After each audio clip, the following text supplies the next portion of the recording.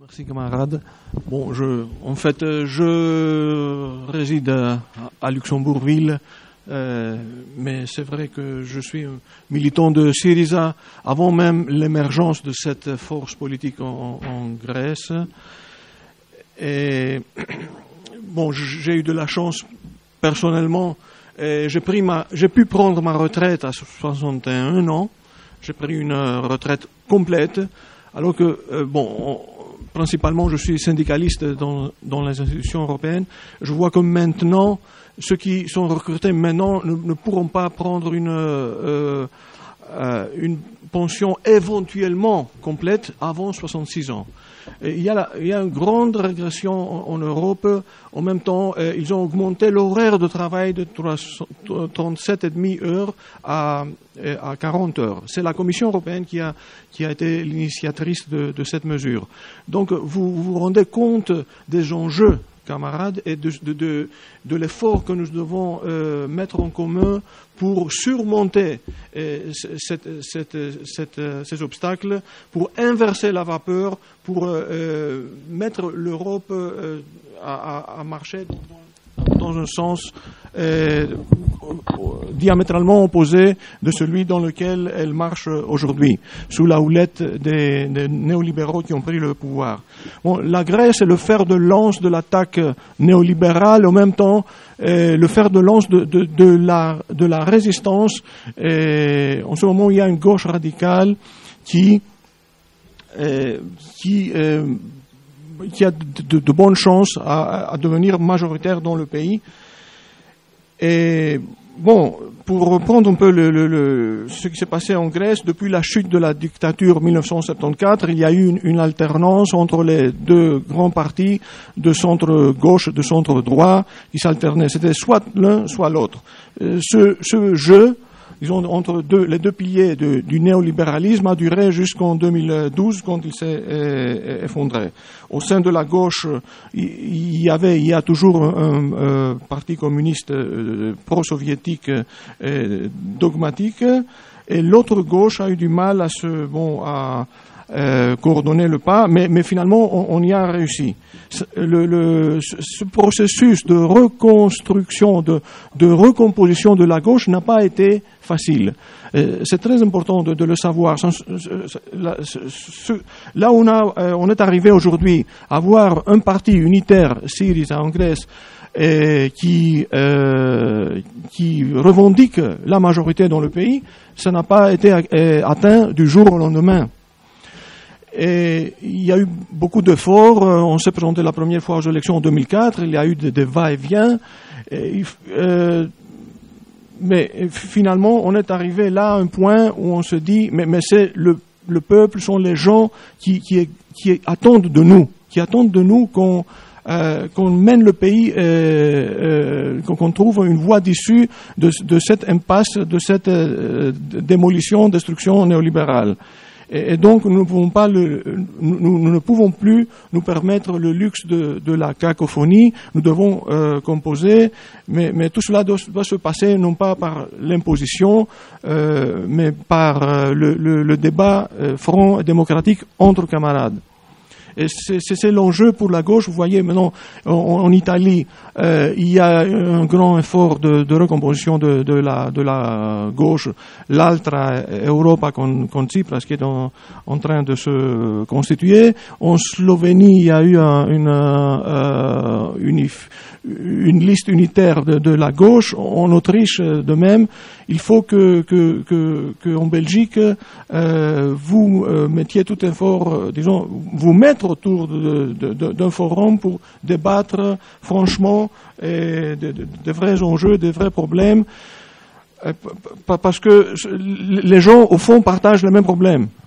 Il faut surmonter, disons, des ankyloses qui existent dans des formations que vous connaissez aussi. Ce n'est pas le cas du mouvement de gauche. Et donc, en Grèce,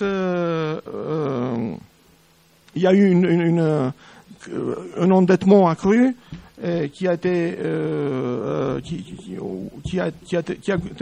gonflé grâce à la mauvaise gestion qui était faite par les deux partis au pouvoir. Et qu'est-ce qui s'est passé en 2009? C'était le Parti socialiste qui était au pouvoir.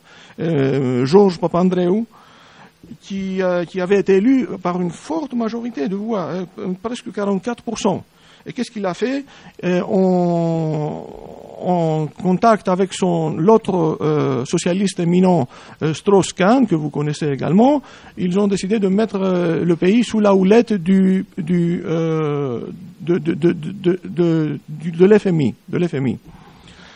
Et donc, depuis, Monsieur Strauss-Kahn, maintenant, il a une boîte spéculatrice, un fonds d'investissement à Luxembourg-Ville. Si vous avez des sous à mettre dans des fonds spéculatifs, j'ai une bonne adresse à vous recommander. Et donc, après cela, il y a eu un gouvernement de technocrates, histoire parallèle avec l'Italie. En Italie, il y a eu Monti. En Grèce, il y a eu Papademos. Et par la suite, ils ont dû, enfin, parce qu'il faut aussi jouer la démocratie, organiser des élections. Qu'est-ce qui s'est passé lors de ces élections? Il y a eu un bouleversement du paysage politique. Fini la bipolarité entre la droite, Nouvelle Démocratie, et la gauche, soi-disant centre-gauche, PASOK.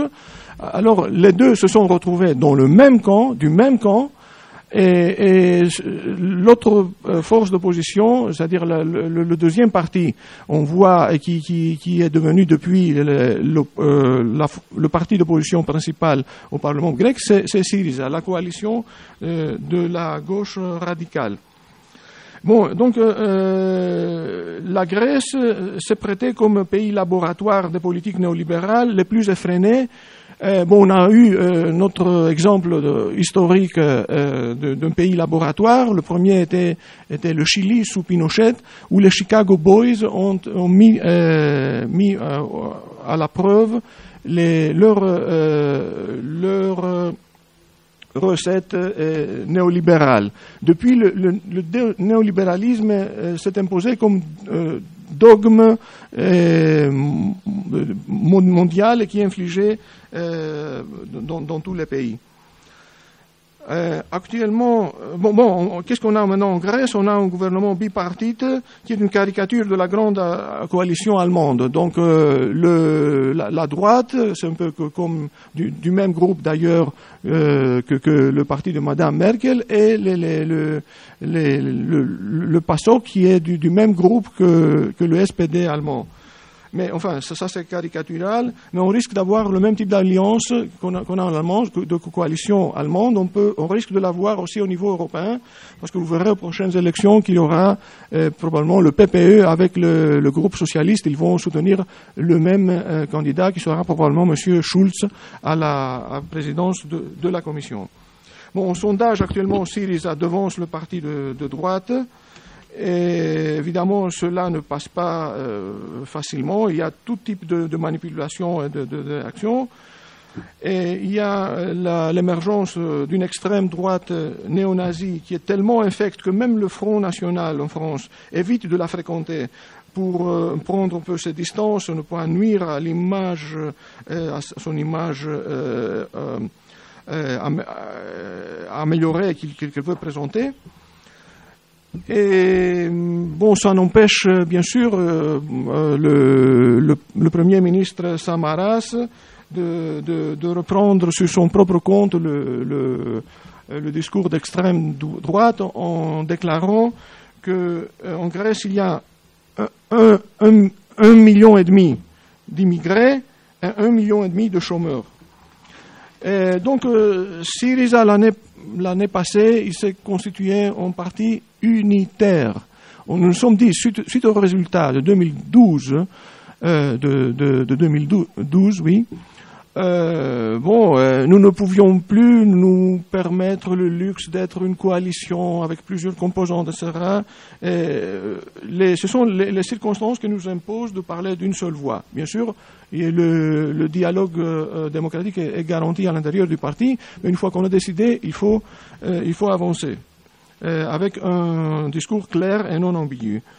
Maintenant, aujourd'hui, Syriza s'est déjà lancé dans une triple bataille électorale. Le 18 juin se dérouleront les élections communales et régionales. C'est un peu pareil avec la Belgique, mais un peu décalé.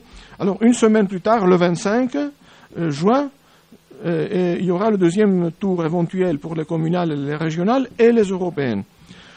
L'enjeu de ces élections est énorme. Si Syriza prend les devants, le gouvernement bipartite actuel ne pourra plus tenir. C'est pourquoi ils se hâtent à démolir tout ce qu'ils peuvent encore, à brader les biens publics pour laisser derrière une terre brûlée. Dans cette tourmente, Syriza a pu donner une impulsion à la gauche d'autres pays en Europe. Alexis Tsipras a été proposé par le parti de la gauche européenne à la présidence de la Commission. C'est un choix pour dire que la gauche a un projet pour l'Europe. C'est-à-dire, nous ne pouvons plus nous contenter de dire on résiste contre les politiques d'austérité, on ne peut plus laisser le jeu de l'Europe entre ces deux pôles. D'une part, le mainstream actuel, le bloc néolibéral qui va des conservateurs jusqu'aux social-démocrates, d'une part, et les eurosceptiques, l'extrême droite, et la droite populiste, d'autre part, au Grand Duché de Luxembourg, par exemple, il y a parti de droite populiste qui dit moins d'Europe, plus de Luxembourg. Mais c'est quand même une version soft de ce type de mouvance. Alors comment est-ce qu'on avance pour faire l'unité de la gauche? Parce que maintenant, Syriza revendique le pouvoir. Alors, nous sommes conscients du choc culturel qu'une telle perspective peut constituer pour les gens de gauche.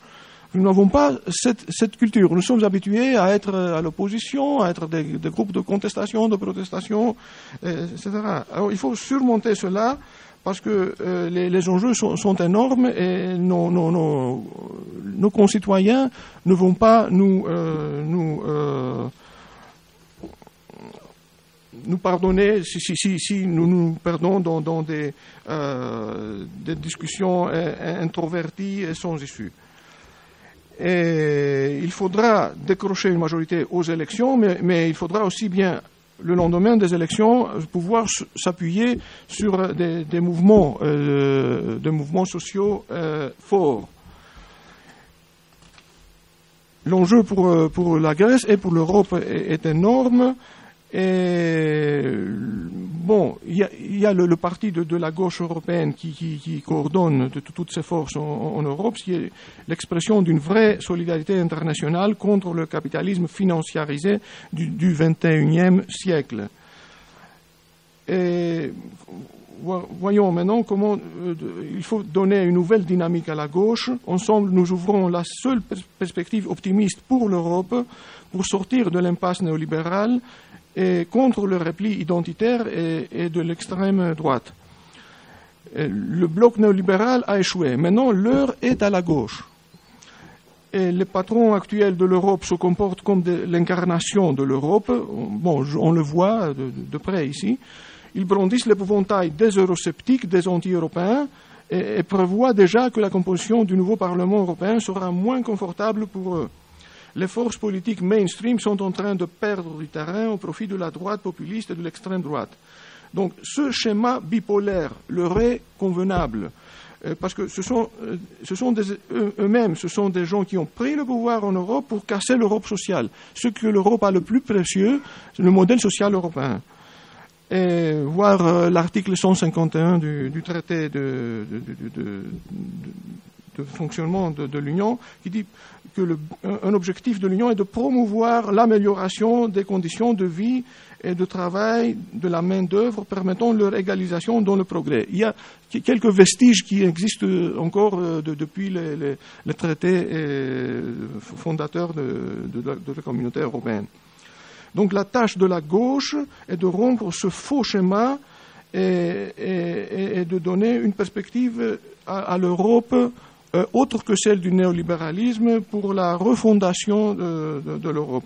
Chers camarades, je vous souhaite le meilleur résultat pour cette élection et j'espère que la gauche européenne aura globalement ce qui est déjà reflété dans les sondages, de bons résultats encourageants, et que cela pourra marcher comme catalyseur pour aider aussi la recomposition de la gauche en Belgique.